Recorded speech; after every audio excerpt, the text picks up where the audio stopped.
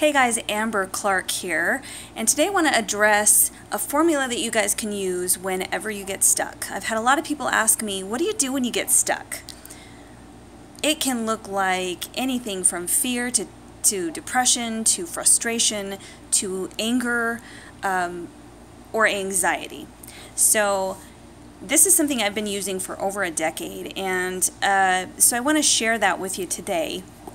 Some of the things I do when I get stuck. And as you know, I'm not a speaker, I'm a writer, so I'm going to be looking at my notes, but I'm happy to share with you this formula that I've been using for over a decade, and it works pretty well for me, so I want to share it with you guys. A lot of air traffic today, so I might pause it a few times, so if the video looks a little choppy, that's why. So first of all, what is a breakdown, right? Some people say, what does that mean? Like, what is a breakdown? So it can look like procrastination, not being your word, dishonesty, blame, shame, guilt, resentment, also known as the monsters of mediocrity. But we'll get to that in another post. I really want to focus on what to do when you get stuck and how to get out of that situation. So when we're in breakdown, it can leave others also feeling disappointed and rejected and dejected and cheated and just not good. So I'm going to give you the formula, like I said, that I've been using. And I want you guys to connect this with your business, if you will. I've got quite a few pages here. Hold on just a second. Sorry, guys. Okay, so step number 1, acknowledge the breakdown. What you resist persists. I'm sure you guys, some of you out there, especially those of you that have gone through, landmark or impact training, they'll talk about this. What you resist persists. So when we feel stuck, when we feel pain, emotional or otherwise, our natural tendency is to avoid. In some ways, we can resist what hurts us, what scares us, and what we don't want, simply as a means of survival. Instead, acknowledge the breakdown for what it is, because sometimes it's much better to go into or through the pain, whatever it is that's keeping us stuck, so that we can see that on the other side, I'm still here. We're still here. We're okay. We're still alive. Number 2, ask yourself, what's my underlying belief? What am I being right about? So being right versus being happy. And what is my payoff? What am I getting out of it? What am I getting out of being stuck? So let's start with, what's my underlying belief? Underlying belief would be, it's too hard, I'm too young or too old, I can't trust others, I can't trust myself. Those are just some examples. And then, what am I trying to be right about? And is what I'm trying to be right about more important than what I want the most? Right? The last thing is, what's my payoff? Is it attention and drama? Is it sympathy? Is it not having to be accountable or responsible? How about not having to speak up? Right? Number 3, what are the prices I pay? What are the prices others pay? This is something I didn't even think about before I went through my own training. There's a lot of traffic out here, guys. Pretty awesome. This is my favorite place to sit and do videos, though, on my covered porch at my house. So, what is the price I pay?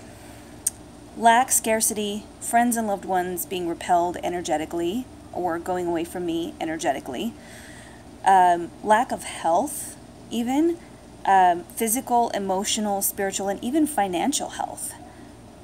That's a price you're paying for continuing to be stuck. What are the prices others pay? And again, guys, this is something that I had to learn going through my own leadership training, because it wasn't something I even thought about before this. Because when you're stuck, other people will pay a price too. So not hearing or knowing my purpose or theirs can be a price that others pay for my being stuck. loss of love, understanding, and friendship, lack of communication, and even loss of trust. It is a trust issue. Now again, connect this with your business, because people don't follow people, or people follow people. They don't buy into products. Think about Coca-Cola. Think about, what's another company think about cell phone service, certain, Sprint and Metro PCS. They don't sell a product. They don't tell you all the features of the phone and where the buttons are. They sell an idea. The idea is communication. The idea is fun and with friends and family, right? So when you're putting a video out or a post out about your business, you want to build trust with your clients, because a lack of trust is going to make somebody run faster than anything else. And this is something, thankfully, that I didn't have to learn the hard way, but I did go through almost like an emotional boot camp. It was probably the best, hardest thing I've ever done in my life. And then, so number 4, experience whatever you're experiencing fully. If we continue to hold a charge on whatever it is we were stuck about, all we're going to do is create resentment. So whatever it is you're feeling, whatever emotion you're feeling, feel it fully. Pillows are great for this, because you can scream into it, you can punch it, you can yell at it, and it's not going to be a problem. I also like to sit in my car sometimes when I'm really frustrated and just scream at the top of my lungs until I'm done. And then it's over, right? So no one got hurt, and I was able to express my emotions fully without recourse, if that makes sense. So feel each emotion fully. No holding back on the tears, guys. If you're feeling that sad and depressed, I don't care if snot's running down your nose or you can't breathe because you're so, because you're crying so hard. Whatever you're feeling, feel it fully. Because holding a charge on anything is not helpful, not in your business and not in your relationships. Okay, so step number 4 is critical. Step number 4 is critical. I'll say it one more time. Step number 4 is critical. Experience what you're experiencing fully, okay?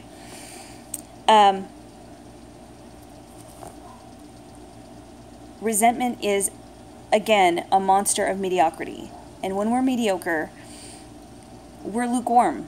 We're complacent. We're not utilizing our full potential, right?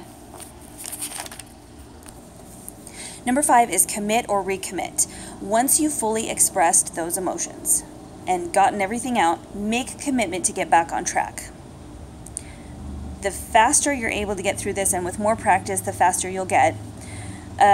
Just commit to do better the next moments than you did in the last. If this isn't your first breakdown with this particular situation or this particular frustration, then recommit to get back on track. It's very important to make a commitment to yourself and others to always do your best. It creates trust over time. Again, we're going back to trust. When you are your word to the letter, it creates trust with your clients and in your relationships in real life. So keep recommitting until it becomes second nature to be your word, always. Number 6, intention plus action equals results. So be open and willing to commit to your breakthrough. Do take massive action to create the best relationships possible with those around you, whether it's business, whether it's loved ones, whether it's friends, whether it's platonic relationships. Take massive action to always be your word. It's one of the 4 commitments. And if you don't know what the 4 commitments are, take a look at that nifty little book, the handy little book, The 4 Commitments. It's a short book. It's a great book. It talks about the 4 things that you can always do to do your best and be your best. And you'll have the success that you want, and your most sought after desires will become your reality. If you guys received value from this, please subscribe to my YouTube page. It's just Amber Clark on YouTube. I would love it if you would like, share, and comment on social media. I am on Facebook as Amber J. Clark, at AmberJC28 on Instagram. Yeah, I think that's about it, guys. The 6 steps to handling breakdown. And remember to go out today and be unstoppable. Thank you for watching.